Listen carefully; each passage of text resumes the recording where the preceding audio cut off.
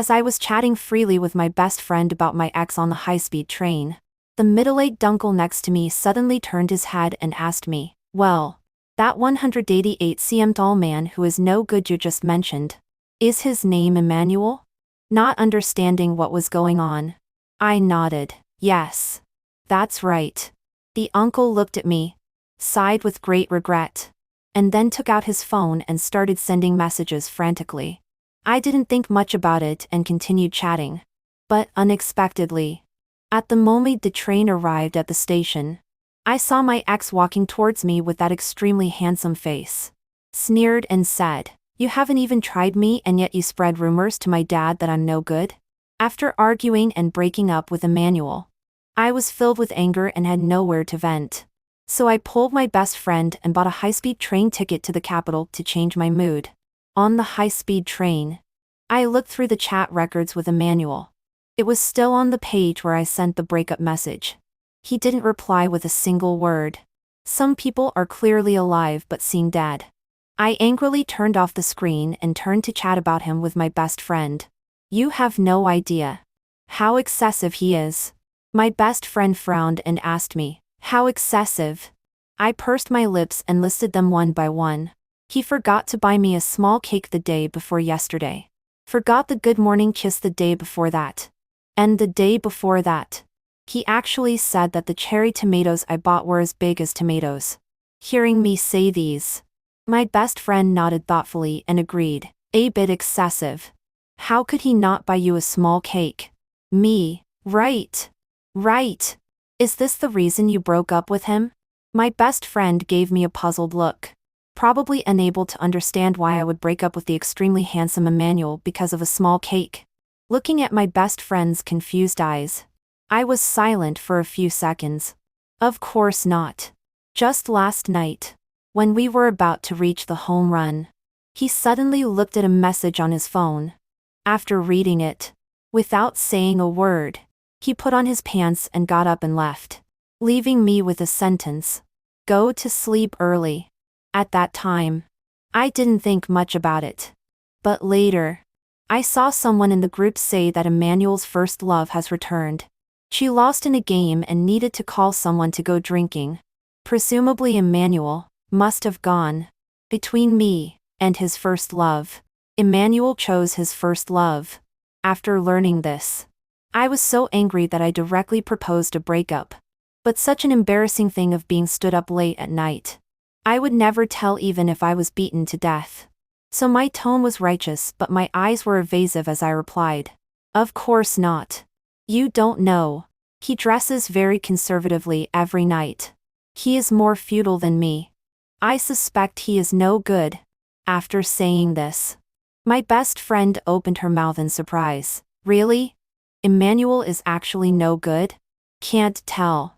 Such a tall guy at 188 cm and with a very high nose. All looks and no substance." I shook my head in a composed manner. But just when I was about to continue chatting about him, I was suddenly interrupted by the middle-aged uncle next to me. I saw the middle-aged uncle looking at us gently and asking, "Little girl, can I ask? The 188 cm tall man who is no good you just mentioned, is his name Emmanuel?" Hearing the uncle's polite question, I didn't understand what was going on, but still answered honestly, "Yes. That's right." Seeing me nod, the uncle gave me a deep look, sighed with great regret, and then lowered his head and sent messages frantically. I shook my head and didn't think much about it.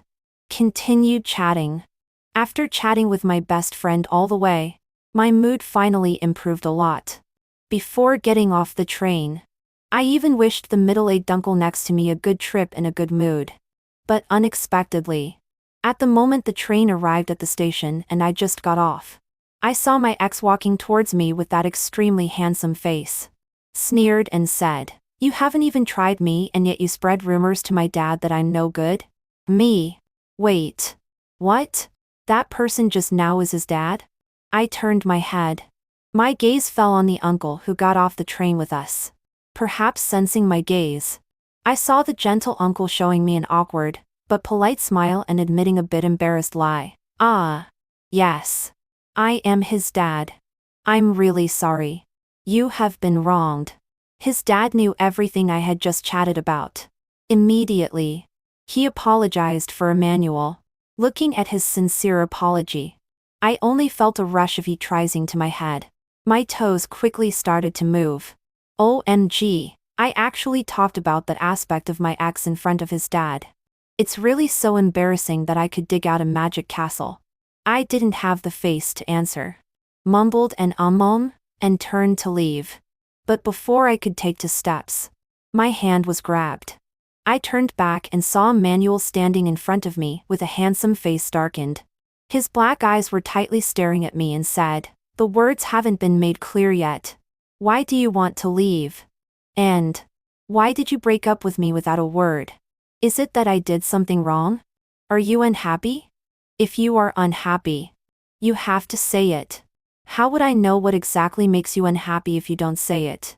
Even if it's a criminal, if you want to sentence him to death, at least you have to say it clearly, so that he can die knowing why."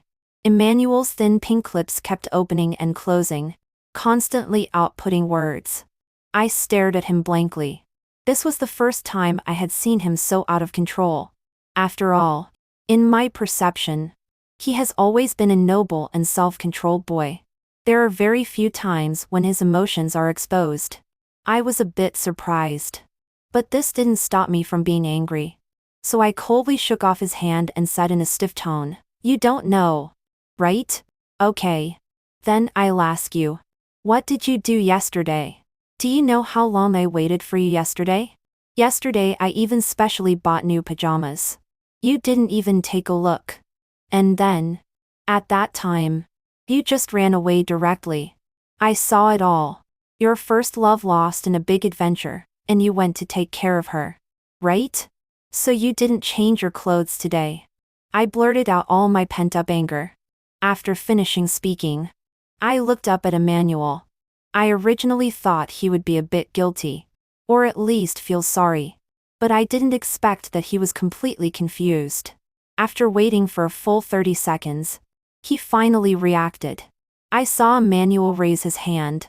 His slender fingers pinched his tightly wrinkled brows.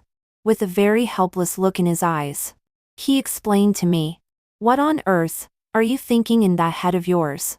When did I go to a party? Yesterday I received a message from my dad. He said that my mom had a fight with him and went to the capital alone in advance. He asked me to take the evening flight and go there to settle my mom down. That's why I didn't change my clothes.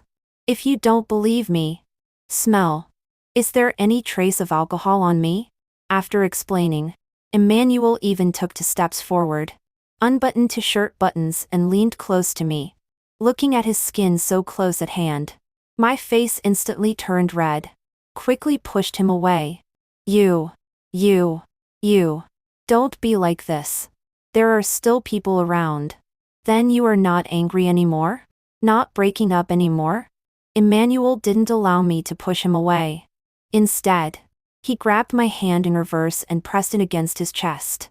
Feeling his fast-beating heart, my heart also started beating rapidly. Although I was already a bit moved inside, I still insisted, "You left without explaining. It's normal for me to misunderstand. And just because you say so, I don't believe it."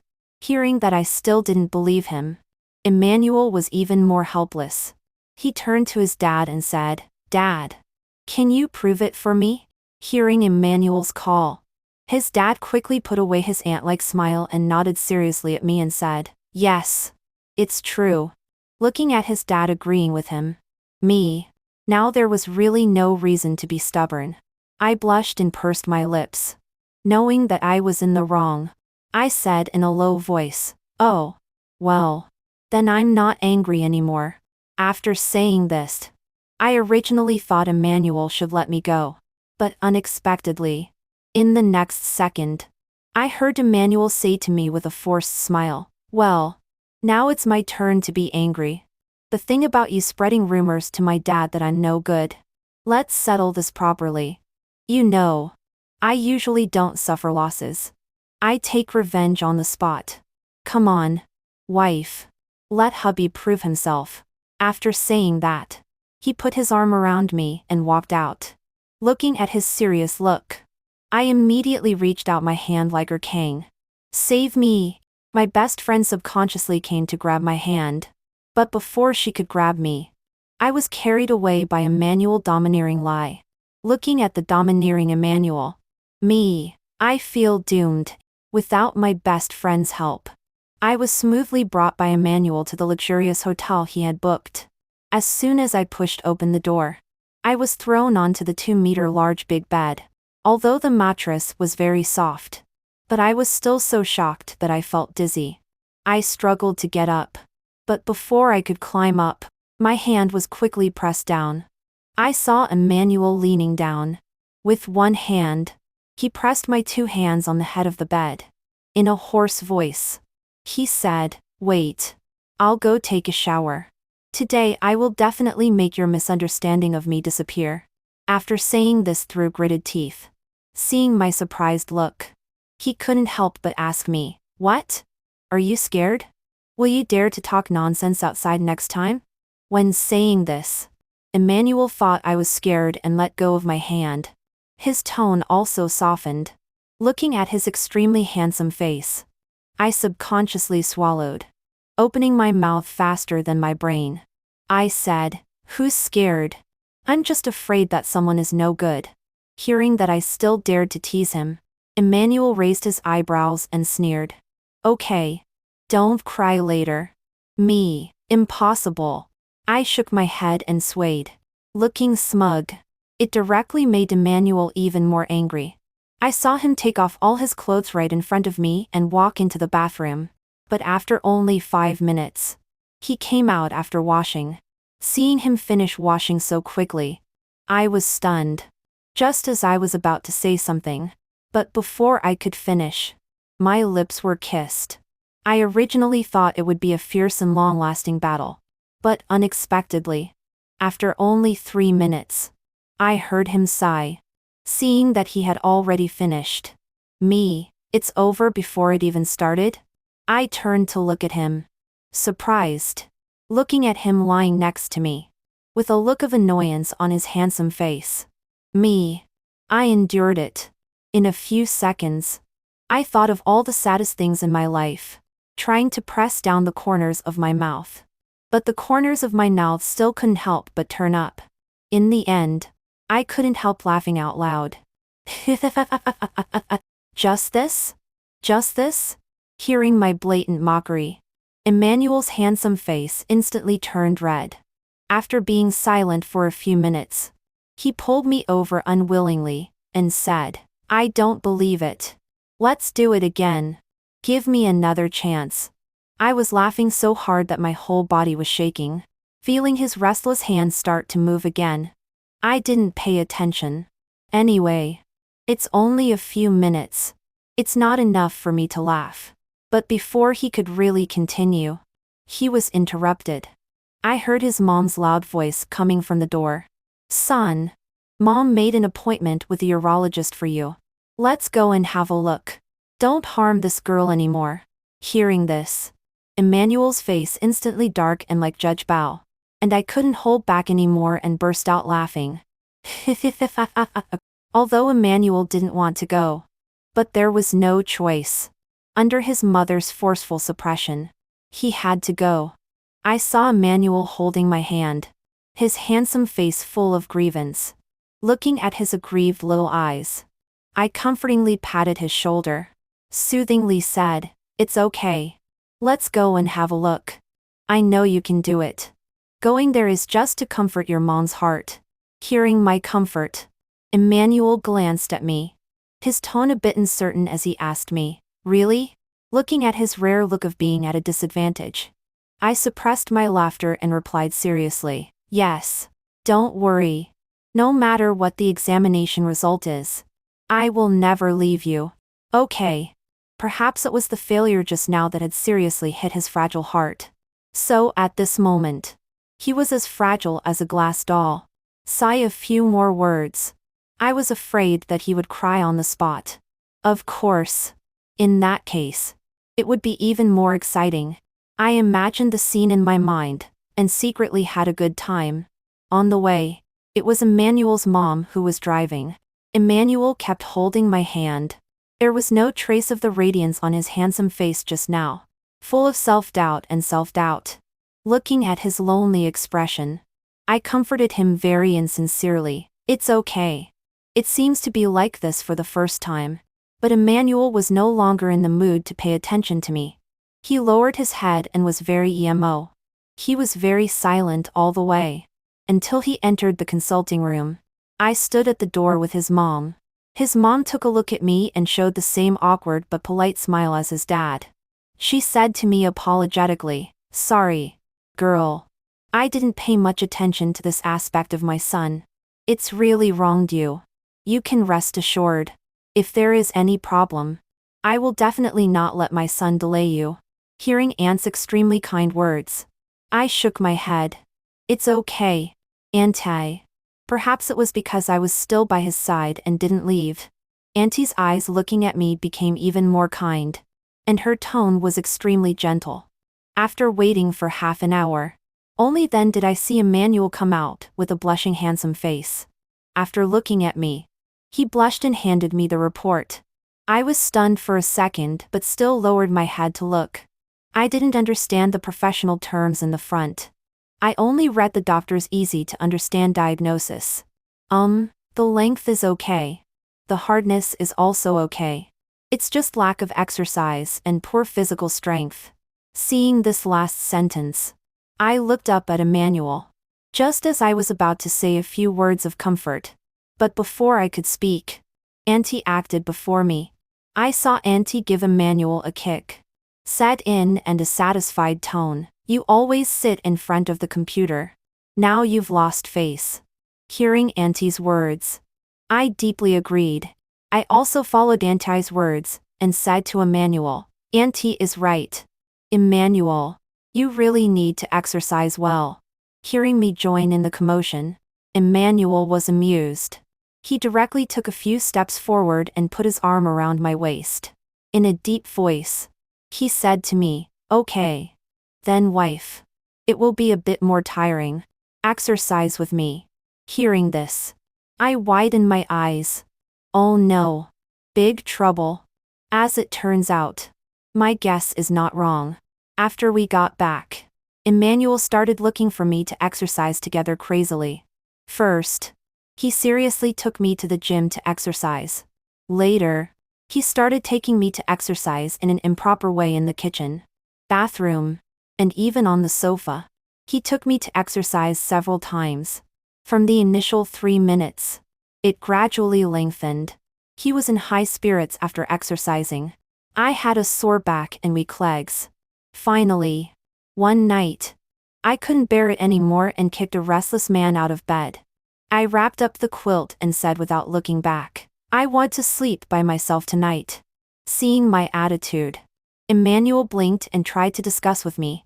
"Wife, the guest bedroom is cold." Saying that, he pulled my quilt. But could I let him succeed so easily? Impossible. I snatched back my own quilt and said coldly, "Oh, it just so happens to cool you down." Seeing that I was unyielding, Emmanuel sighed lightly. Hearing the sigh, I originally thought he should give up.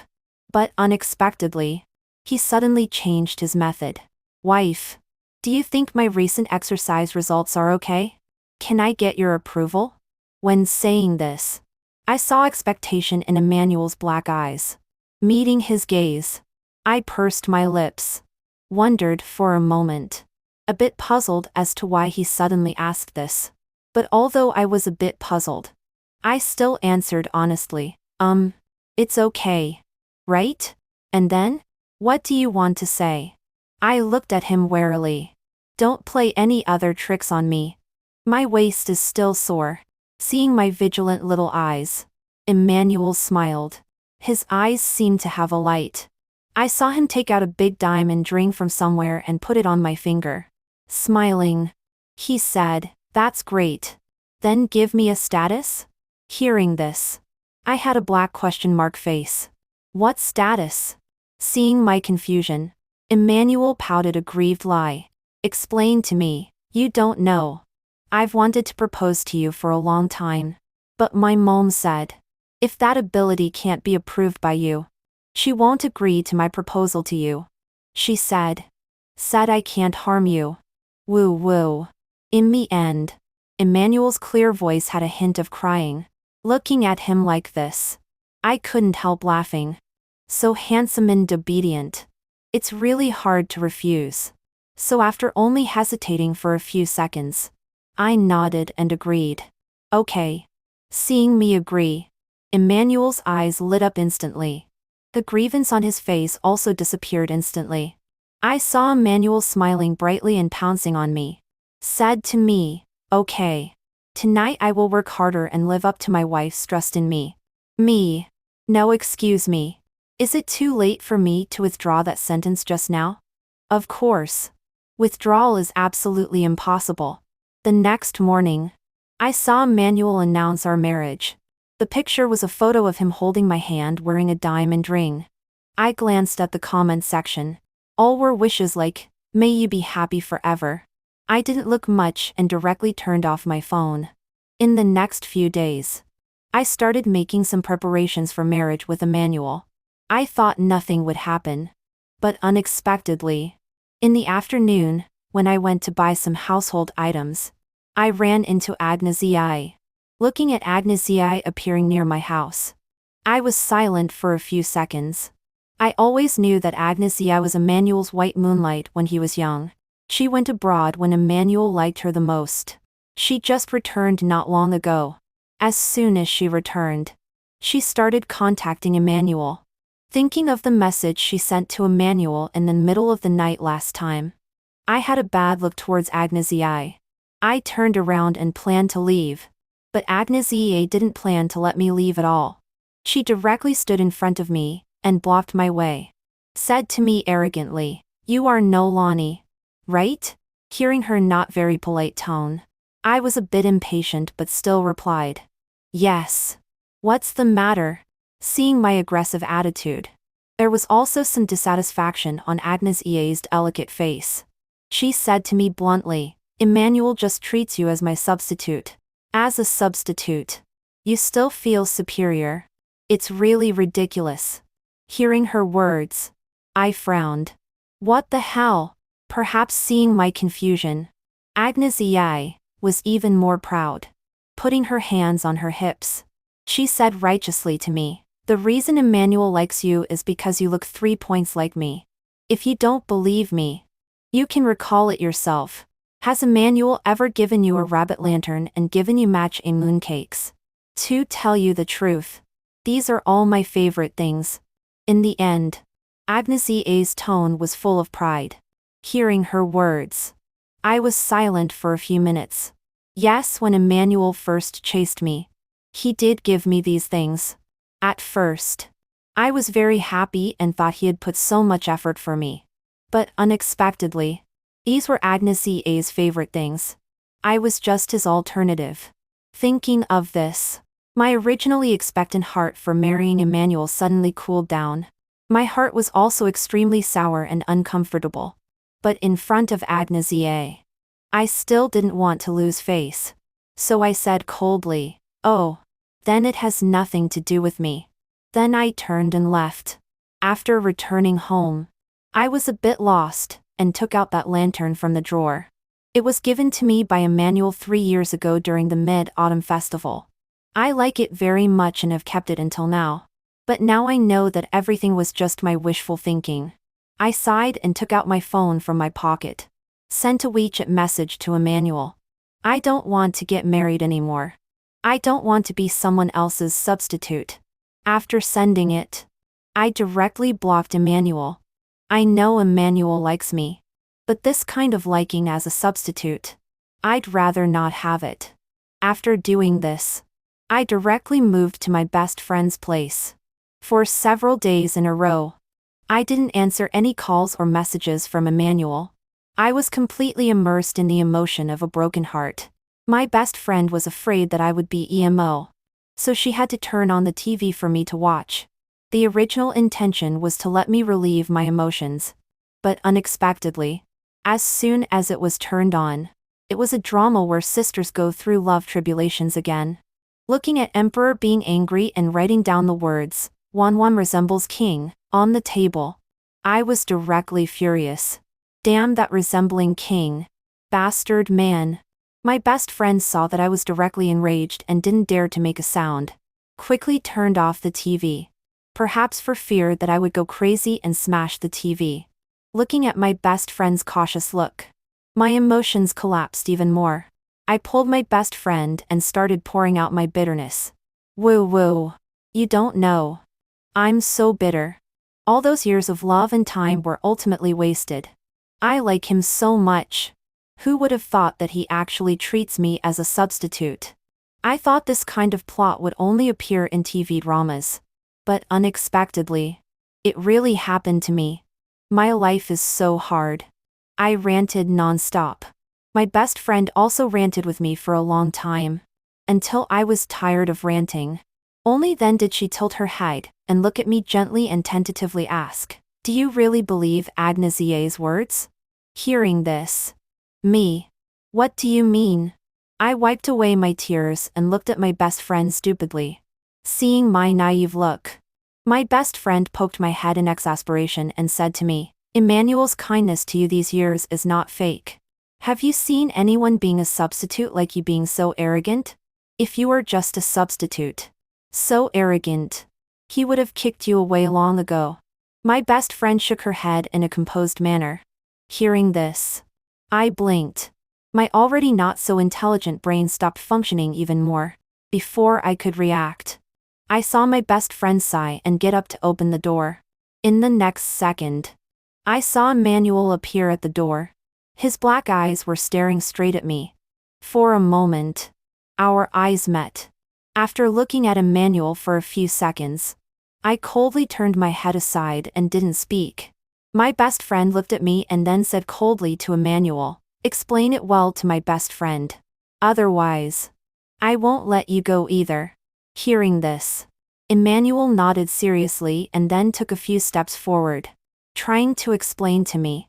But I didn't want to listen at all. I turned around and went back to the room. Just as I was about to close the door, in the next second, he blocked it. I gave him a cold look and said in a cold voice, "If you have something to say it quickly. After that, get out.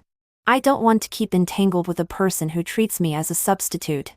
Perhaps seeing my attitude, Emmanuel was a bit helpless. He sighed and explained to me, "My relationship with Agnesie is in the past. Now I have nothing to do with her. You can't believe the words of an outsider and not believe your husband's words. Right?"